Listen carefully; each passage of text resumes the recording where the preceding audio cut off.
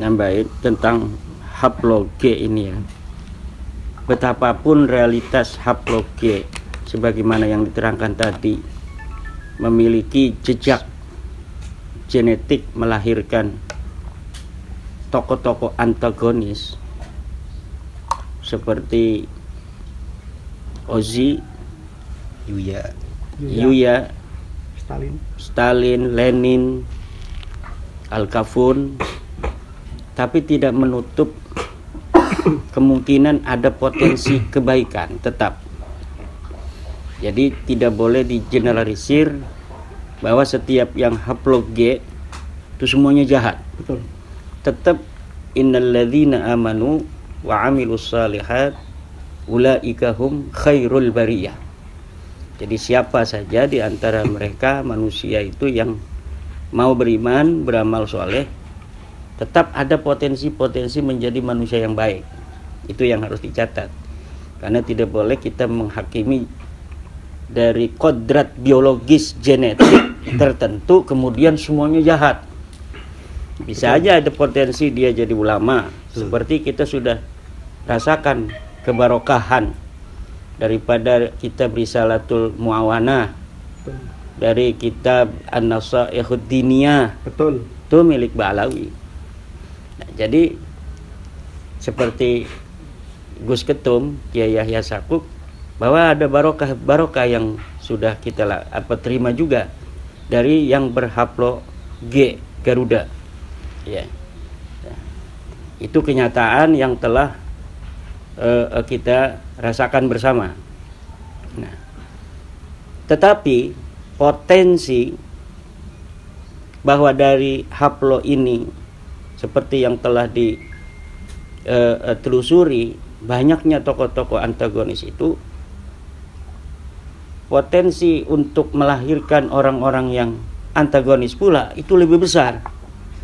Maka yang berhaplo G itu harus lebih hati-hati daripada yang berhaplo J, daripada yang berhaplo O, R dan lain sebagainya. Jadi dia harus ekstra ketat untuk mendidik anaknya menjadi manusia-manusia yang luar biasa tawaduknya, luar biasa ilmunya, luar biasa akhlaknya. Karena melihat dari sejarah genetik dari haplo G ini melahirkan banyak tokoh-tokoh antagonis. Begitu pula haplo J, nutfah nubuah, yang telah melahirkan banyak ulama-ulama besar, melahirkan banyak aulia, itu tidak menutup kemungkinan darinya juga ada potensi-potensi yang untuk bisa menjadikan generasi ke bawahnya adalah generasi yang kurang baik. Nah, kalau tidak demikian kita cara berpikirnya, maka orang yang nanti berhaplo J yang ada nutfah nubuah, dia akan sembarangan mendidik anaknya. Nah, ini juga yang harus kita berada di tengah di dalam cara berpikir tentang nasab ya, tentang haplo ini, tentang haplo G atau tentang haplo yang lainnya.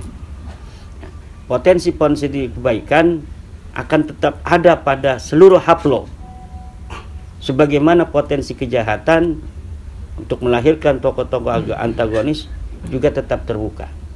Nah, dengan berpikir seperti ini kita akan berusaha untuk menjadikan generasi anak-anak kita, cucu-cucu kita ke depan menjadi manusia-manusia yang baik, dengan dididik dengan baik, diberi akhlak yang baik dan lain sebagainya. Nah, nanti sudah inventarisir oleh ahli-ahli genetik dan ahli eskatologi bahwa Dajjal ini kemungkinan besar dari haplo G. Maka yang berhaplo G sekarang ini harus betul-betul mendidik anaknya, jangan sampai dari dia nanti itu si Dajjal akan muncul itu. Mencegah. Ya, karena bisa dulu di zaman jahiliyah ada orang yang berkabilah A, kemudian dia akan dianggap kabilah B karena dia mengikuti, menjadi budak, mengikat perjanjian dengan kabilah yang baik. Akhirnya dia sampai sekarang keturunannya berkabilah tersebut.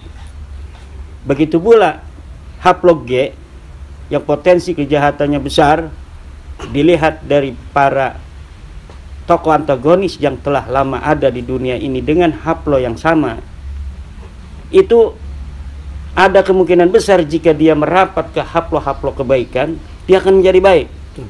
Misal dengan ditaruh anaknya untuk dididik oleh haplo J, nah, itu bisa menjadi dia orang-orang J dengan akhlak J, dengan potensi-potensi kebaikan yang dimiliki oleh J. Yang G ini, tapi kalau yang G ini terus bersama G aja, mendapatkan ilmu G, mendapatkan akhlak G, cara berpikir G, logikanya logika G, cara memandang yang lainnya seperti G. Ya ini kemungkinan besar Dajjal itu dari dia akan tumbuhnya. Nah, cuma saya agak pesimisnya begini. Ternyata dari G ini dari zaman dulu, ya Yahudi Ashkenazi itu memiliki sebuah kebudayaan tradisi yang sulit bagi mereka untuk berasimilasi dengan yang lain.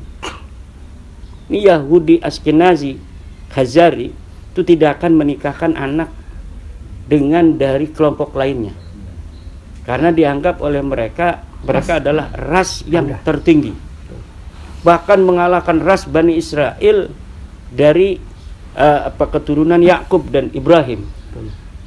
Padahal mereka nyangkok di situ. Mereka mengikuti agama Nabi Yakub dan keturunannya.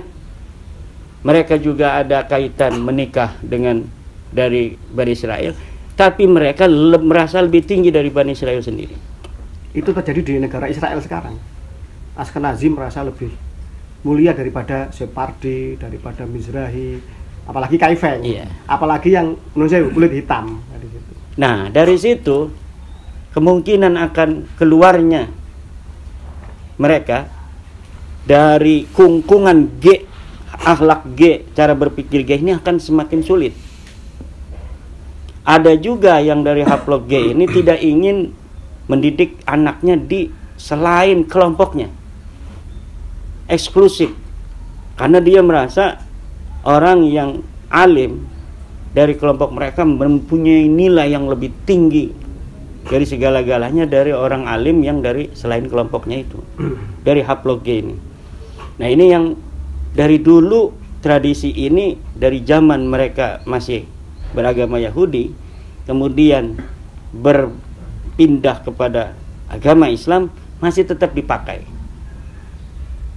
Maka cara berpikir, cara rasa yang dimiliki, kesadaran yang mengkristal di dalam jiwa mereka, ini apabila tetap dipertahankan, yaitu potensi besar Dajjal itu akan muncul dari itu. Jadi potensi keluarga dan turunan mereka untuk bersama-sama yang lain semakin kecil. Ditambah dari sisi-sisi nama, selain perkawinan yang eksklusif, dari sisi nama itu mereka mendiferensi diri mereka dengan nama-nama tertentu agar dapat dikenali, sehingga nanti untuk cara menikahkan dan menghormati akan terlihat dari nama itu. Ada tamayuzat dari nama itu, sehingga orang belum kenal pun, oh ini namanya ada Al-Anu, wah ini berarti keluarga kita. Mereka akan memberikan penghormatan yang lebih, akan ketika ada yang melamar anaknya dengan kode nama Al-Anu ini akan gampang diterima. Walaupun dia KRT, kalau bukan nggak ada Al-Anu yang nggak bakal diterima. Al-Anu ya. Al-Anu. Nah, ras rendah. Maka ini bahaya kan untuk mereka. Nah, caranya bagaimana supaya nanti keturunan mereka ini bisa berasimilasi dan potensi kebaikan semakin terbuka untuk keturunan mereka? Ya caranya satu, membuka diri untuk tidak seperti itu di dalam perkawinan inklusif. Kemudian menghilangkan nama-nama kekhususan mereka, sehingga mereka akan melebur bersama sehingga tidak bisa diketahui lagi, oh ini Yahudi loh. Sekarang kan mudah, oh ini Al-Anu, oh Yahudi ini. Oh, ini Al-Anu, oh Yahudi. Masih ada nama-nama khusus. Nah, Sekarang kalau kita mulai, mereka mau memulai, bisa 100 tahun lagi anak-anak mereka tidak teridentifikasi sebagai Yahudi. Itu kalau mereka mau. Kalau mereka tidak mau, ya wallah. Apalagi mereka tetap bertahan untuk melawan ilmu pengetahuan yang diciptakan oleh kelompok mereka sendiri. Ini HP, live streaming, itu dari Haplog G. Dari Haplog G. Dari Yahudi. Haplog J itu nggak terlalu penting apakah ada YouTube, apakah ada Facebook. Karena haplo-haplo yang lainnya, apalagi haplo J, nutfah nubuwah, itu lebih fokus pada bagaimana mempersiapkan diri untuk bertemu Allah dengan penuh kemuliaan. Haplo G tunda. Bagaimana dia menciptakan surga di dunia ini, maka dengan bagaimana dia menciptakan surga di dunia ini, mereka berpikir sangat serius untuk menciptakan media-media di mana mereka untuk menikmati kebahagiaan di dunia ini secara penuh, karena mereka tidak percaya kalau mereka akan mati itu nanti ketika mati itu akan masuk neraka atau masuk surga. Nah, jadi ini Haplog G yang telah menciptakan teknologi-teknologi, sebenarnya mereka sendiri yang membuka diri mereka sendiri. Inilah dinamika kehidupan umat manusia. Yang baik G maupun J, O, K, R itu berasal dari Nabi Adam alaihissalam. Tapi kenapa dari nutbah nubuwah Adam ini melahirkan akhlak-akhlak yang berbeda-beda, kemudian mengerucut, mengkristal menjadi ciri-ciri akhlak dari haplo-haplo tertentu. Ini adalah rahasia ilahi. Nah, yang mungkin sudah tidak bisa lagi untuk berubah untuk sampai kiamat nanti. Tinggal cara merubahnya adalah cara berpikir kita, cara rasa kita dalam menyikapi realitas yang ada, sehingga kita bisa terselamatkan daripada lorong-lorong yang telah disiapkan Tuhan ini. Ini lorong ke surga, ini lorong neraka, ini nutfah nubuwah, ini dajjal. Tinggal bagaimana yang haplo-haplo yang lain ini, potensi besar kemungkinan dia akan masuk surganya banyak, akan menjadi ahli-ahli Imam Mahdi di masa depan, tentara-tentara Mahdi itu lebih banyak. Jangan sampai potensi besar itu pun melenceng sehingga dia bisa ke dajjal ini. Nah, dari yang dajjal potensi besar haplo G yang potensi besarnya adalah dajjal, bagaimana dia bisa nganceleng ke haplo nutfah nubuwah itu? Nah, ini adalah perjuangan yang harus dilakukan oleh kedua belah pihak. Saya kira Gus Fuad nanti akan mensyarah daripada kata-kata ini. Karena beliaulah sebagai suhu daripada tiga pemikiran panglima besar yang sudah diutarakan tadi. Monggo, senjatanya juga sudah ada nih.